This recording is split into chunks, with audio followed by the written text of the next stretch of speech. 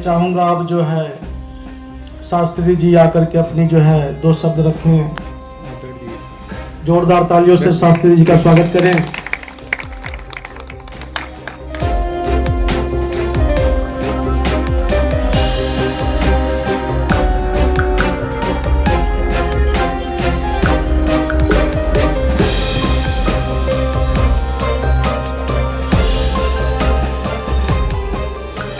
चलो सखी उस देश जहाँ श्री कृष्ण जी का राज, निर्भर दर्शन करे एक पंथ 2 काज। ओ मूकं करोति वाचालम पंगुम लंघ्यते गिरिम, यत् कृपाहं वंदे पार्वती परमेश्वरो। ध्यान मूलम गुरुर्मूर्ति, पूजा मूलम गुरुर्पदम, मंत्र मूलम गुरुर्वाक्यम, मोक्ष मूलम गुरुर्कृपा। परम आदरणीय, परम सम्माननीय, आज की इस जल संरक्षण समिति के आयोजक श्री रमेश चौधरी जी और हम सबको अपने वर्ध हस्त से आशीर्वाद देने के लिए बहुत दूर से आए हुए पर्यावरण प्रेमी जल पुरुष स्वामी चरणदास जी के चरणों में नमन करते हुए मंच के माध्यम से दूर दराज से आए हुए सभी पर्यावरण प्रेमी जल प्रेमियों को सबसे पहले यहाँ पहुँचने पर आप सभी का तहे दिल से हार्दिक अभिनंदन और स्वागत करते हैं। जैसा कि आप सभी विदित हैं कि आज कितनी शुभ घड़ी है कि इस शुभ घड़ी में शुरू में मैंने एक उच्चारण किया था, चलो सखी उस देश जहाँ श्री कृष्ण जी का राज, निर्भरे दर्शन करे एक पंथ 2 काज। सबसे पहले तो इस कोरोना महामारी के चलते हुए हम सब यहाँ पर जो एकत्रित हुए हैं जल संरक्षण के विषय में, पहली बात तो जल संरक्षण का विषय और दूसरी बात इतनी दूर से आए हुए क्योंकि साधु संत इनके दर्शन मात्र से ही जीवन की वो एक पुण्य ऐसी घड़ी होती है कि ना जाने किस वेश में परमात्मा मिल जाए। तो ऐसा ही दिव्य स्वरूप हमारे मध्य में विराजमान है। सबसे पहले तो मैं दूर से ही दर्शन करते ही मन से बड़ी खुशी हुई और एक छोटे से निमंत्रण पर अभी 3 बजे ही मेरे पास कॉल गई थी। हमारे मध्य में हमारे आदरणीय साथी श्री बोधराज जी बैठे, उन्होंने बताया कि आज ऐसे ऐसी प्रोग्राम है। क्योंकि मैं इन सब कामों से बहुत दूर था, मेरे को इन कामों में जोड़ने के लिए मेरे बड़े भाई हैं बोधराज जी, इनका महत्वपूर्ण योगदान रहा है। पेशे से अध्यापक हूँ, संस्कृत प्रवक्ता हूँ काबड़ी स्कूल में। केवल मेरा पेशा ये था भाई बच्चों को अध्ययनम अध्यापनम से, लेकिन उसके बाद बोधराज जी से संपर्क हुआ। इन्होंने मेरे को बताया कि केवल पढ़ना पढ़ाना ही जीवन नहीं है, जिस प्रकृति ने हमारे को जन्म दिया है हम इसकी गोद में हम खेल रहे हैं, इसके लिए भी जीवन को अर्पण करना बहुत बड़ी बात है। तो उसी दिन से ये संकल्पित हुए। काबड़ी गांव में भी हमने बहुत सारे पेड़ पौधे लगवाए और जल संरक्षण के लिए भी पूरे गांव में प्रयास किए हैं, क्योंकि ये बताया गया है कि नरत्वम दुर्लभम लोके विद्या तत्र सुदुर्लभा। बहुत गुड बात है। आप सभी बुद्धिजीवी बैठे हैं, गुरुजी हमारे मध्य में विराजमान है। नरत्वम दुर्लभम लोके विद्या तत्र सुदुर्लभा, कि जो मानव जन्म, अभी रमेश जी ने बताया था कि मानव जो पर्यावरण में इस धरती पर सबसे जो उत्तम जीव है वो कौन है? मानव है। मानव से उत्तम कोई जीव नहीं है और अन्य जीव है वो केवल अपने उदर पूर्ति के कार्य करते हैं। लेकिन जो मानव जीवन है, मानव जीवन अपना उदर पूर्ति के साथ साथ पर्यावरण की रक्षा करना, जल की रक्षा करना, अपने शरीर की देखभाल करना, दूसरों को ज्ञान देना लेना, आचार व्यवहार, ये सारी बातें मानव जीवन में ही होती है। नरत्वम दुर्लभम लोके की सबसे पहले तो इस संसार में मनुष्य जन्म मिलना बहुत ही क्या है? दुर्लभ है। क्योंकि आप हम सभी बैठे हैं, हम मनुष्य जन्म, जिसको ज्ञान नहीं है वो केवल ये मानता है कि मैं मानव हूं, लेकिन 84 लाख योनियां भोग करके मानव जन्म मिलता है। और मानव जन्म जब मिलता है तो मानव जन्म मिलना बहुत मुश्किल है इस संसार में। नरत्वम दुर्लभम लोके विद्यास्तत्र सुदुर्लभा। यदि किसी कार्यवश हमारे पुण्य से पिता परमात्मा के पुण्य से, साधु संतों के पुण्य से हमारे को मानव जन्म भी मिल गया, तो मानव जन्म में हम विद्वान होना, बुद्धि हमारी निर्मल बुद्धि होना, दूसरों के काम आना, वो बहुत मुश्किल है। यदि बुद्धि भी परमात्मा ने दे दी तो उस बुद्धि में विद्या अर्जन करना अर्थात विद्वान होना बहुत मुश्किल है। यदि कोई साम दाम दंड भेद 4 नीतियों के द्वारा विद्या भी किसी ने अर्जित कर ली तो उसके अंदर यशव दुर्लभम वर्तते, यश सबसे दुर्लभ है। जैसे हमारे भाई रमेश चौधरी जी हैं, ये भी वैसे ही वहीं से पैदा हुए, हम भी वहीं से पैदा हुए, इनका भी शरीर वही है, हमारा भी शरीर वही है। फर्क काम करने का नजरिया ये है कि इनके साथ ये हम सबको जोड़ रहे हैं।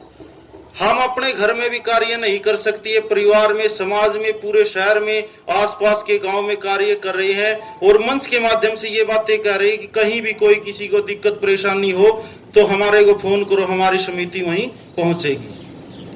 यदि एक प्रयास, छोटा सा प्रयास, हम जितने बुद्धिजीवी बैठे हैं, क्योंकि एक जो झाड़ू देखिए ना, सबने, सबके घर में झाड़ू है, एक झाड़ू की सीख कोई कार्य नहीं कर सकती। रमेश भाई जी एक झाड़ू की सीख है, ये कार्य नहीं कर सकती। इनकी समिति और हम सब मिलकर के पूरी झाड़ू बन जाएगी।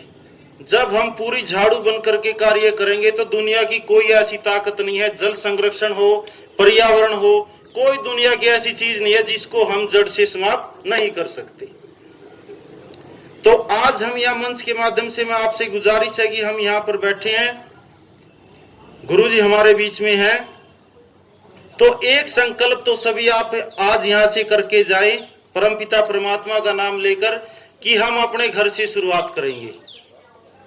जब हमारा घर स्वच्छ होगा, सबसे पहले अपना मन स्वच्छ होगा, अपना शरीर स्वच्छ होगा, तो अपने परिवार को बोल सकते हैं। यदि हमारा परिवार हमारी मुट्ठी में है तो दूसरे घर को बोल सकते हैं, फिर आस पड़ोस को बोल सकते हैं, फिर गांव को बोल सकते हैं। रमेश जी के अंदर वो ताकत है कि इन्होंने अपना पूरा जीवन, तन मन और धन और पूरा परिवार एक समर्पण किया हुआ है, कि इसके मन में एक लगन है कि जल और पर्यावरण जब दोनों सुरक्षित होंगे तो हम श्वास लेने में, सांस सांस में हर भजले क्यों वृथा सांस गवावे, के बेरा तेरा सांस बोड़ का आवे या ना आवे। तो ये बात है कि हम श्वास तो ले रहे हैं, लेकिन इस बात को सोचो ना, ये श्वास आ कहां से रही है। जल और पेट, 2 चीजें ऐसी बताई गई है संसार में। जल की हम रक्षा कर सकते और पेट की, जैसे हम मात पिता हो जन्म देने के ना कर्मा के साथी, सतगुरु ज्ञान विचार बिना कोई बनता नहीं माती।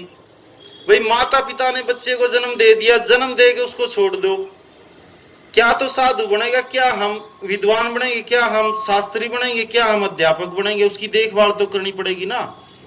वैसे ही 5000 पौधे का मैंने संकल्प ले लिया कि भाई मैं 5000 पौधे लगाऊंगा। पौधे की उसी प्रकार ठीक देखभाल होती है जैसे अपने बच्चे की होती है। समय पे बच्चे को कब दूध चाहिए, कब बच्चा पेशाब से निवृत्त होगा, कब इसको कपड़े पहनाने, उसी प्रकार पौधा। बातें बहुत गहरी है, आप सोचो। पेड़ लगाना तो बहुत छोटी बात है, मैं भी यहां खड़ा 10 पौधे लगा सकता हूं, लेकिन 10 पौधे में से यदि मैंने एक की भी देखभाल कर ली तो 10 पौधे 1 लाख के बराबर होते हैं। पौधा लगाना बड़ी बात नहीं है, पौधे की देखभाल, बच्चा पैदा करना बड़ी बात नहीं है, बच्चे की देखभाल करना बहुत बड़ी बात है। मछली जल की रानी है, जीवन उसका पानी है। बच्चे बैठे, ये कविता हमने भी पढ़ी है। मछली जल की रानी है, जीवन उसका पानी है, हाथ लगाओ डर जाएगी, बाहर निकालो मर जाएगी। जब मछली का जल ही जीवन है तो हमारा क्या है बताओ। सवाल पानी का नहीं प्यास का होता है, सवाल बात का नहीं विश्वास का होता है। भाई हमारे घर के अंदर जल है, मैंने गांव में देखा है, मैं सबको कहता भी हूं, जो हमारी माताएं बहनें बैठी है, एक आध गांव में जब भी बिजली आई, ट्यूबवेल का बटन दबाओ और नाली लेके बातें करती रहती आपस में। जो गाय का, पशु का जो गोबर है वो भी उसके ऊपर पाइप लगा देती है। उस पानी का सवाल उस प्यासे से पूछो जिसको जो एक बूंद के लिए चकवा। गुरुजी चकवे का उदाहरण है एक। मैं समय ज्यादा तो ले रहा रमेश जी, आप बता दियो।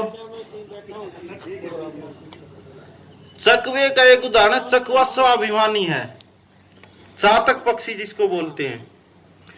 चातक पक्षी ऐसा स्वाभिमानी है, प्राण जाए पर वचन न जाए, उसके ऊपर यथार्थ चित्रण हो उसका। भाई चातक पक्षी का एक प्रण है कि यदि मेघ से बादल से एक बूंद आएगी तो मैं पीऊंगा, अन्यथा अपने प्राणों को क्या कर दूंगा, न्योछावर कर दूंगा। उस चातक पक्षी से पूछो जल की क्या कीमत होती है। हम जल की कीमत को कभी नहीं समझते। यदि एक गिलास पानी की जरूरत है तो हम एक बाल्टी पानी की वहां पर व्यर्थ बर्बाद करते हैं। ऐसी ही पर्यावरण की बात है। जितने पेड़ पौधे हम लगाते हैं उससे ज्यादा हम काटने के लिए आतुर होते हैं। अब आप कभी अभी सभी यहां बैठे हैं, बौद्ध राज्य हमारे मध्य में विराजमान है। एक शिक्षक होते हुए ऐसा मेरे हिसाब से पूरे पानीपत, करनाल, फरीदाबाद, सोनीपत में ऐसा शिक्षक गुरुजी मिलना नहीं है। 8000 पौधे अपने निजी कोष से पूरे पानीपत जिले में इन्होंने मुहिम छेड़ी थी।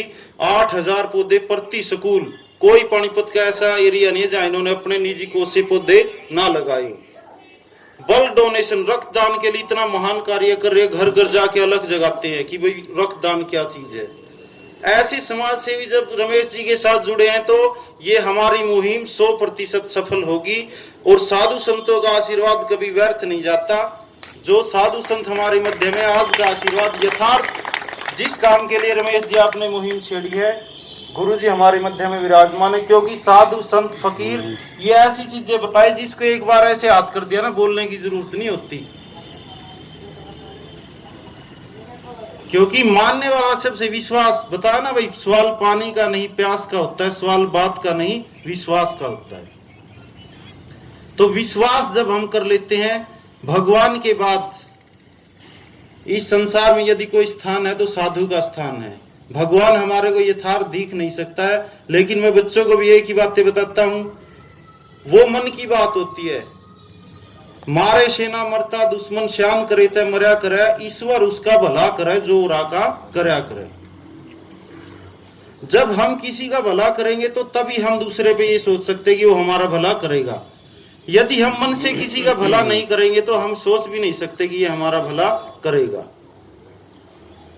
क्योंकि ये बताया गया है साधु के विषय में, ये बताया गया है साधु केवल रात को जागते हैं। जो गृहस्थी है वो रात को जागते नहीं, वो सोते हैं। साधु और सन्यासी रात को जागरण करते इस देश के लिए, जो हम गृहस्थी हमारी सुख सुविधा के लिए इनका जीवन उत्तम हो, भजन करते हैं हमारे लिए, बच्चों के लिए। दिन में हम अपनी गृहस्थी को चलाने के लिए अपने क्रियाकलापों में फिरते आजीविका कमाने के लिए। लेकिन जो भगवान का भजन करते वो दिन में अपना शयन करते हैं।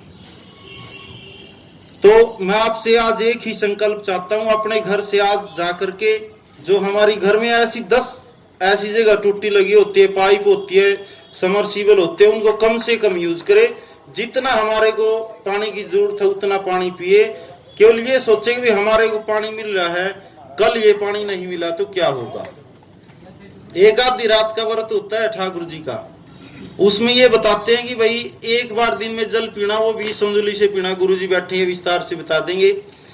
तब आप ये देखना पानी की क्या कीमत होती है। और यही आने वाले समय में हाल होगा, आधी रात का व्रत ही हो जाएगा यदि हमने जल की रक्षा, पर्यावरण की रक्षा नहीं की। अब तो ये ऑक्सीजन हॉस्पिटल में लगाते हैं ना, पैसे में मिलती है। अब ये मास्क देखो, समय की मार है ना। समय करा दे नर के कर ले समय आवनी जानी, समय पे प्यारा दोहरा धर जा, समय बदल जा वाणी। तो समय से बड़ी दुनिया में कोई ताकत नहीं है। हम सभी बुद्धिजीवी बैठे समय को देखते हुए अपने आप को इस तरह ढालो कि भाई समय पता नहीं कब क्या कर सकता है, समय में इतनी बड़ी ताकत होती है। तो आज से सब ये संकल्पित हो कि हमने जल को बचाना है और जितने पेड़ ज्यादा उसके पेड़ लगाने हैं और उनकी अपने बच्चे, जैसे बच्चे की देखभाल करते हैं ऐसे पेड़ों की रक्षा करनी है।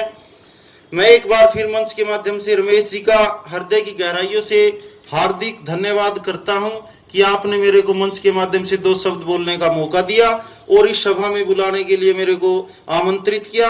गुरुजनों के दर्शन किया और आप सभी दिव्य मूर्तियों के दर्शन हुए।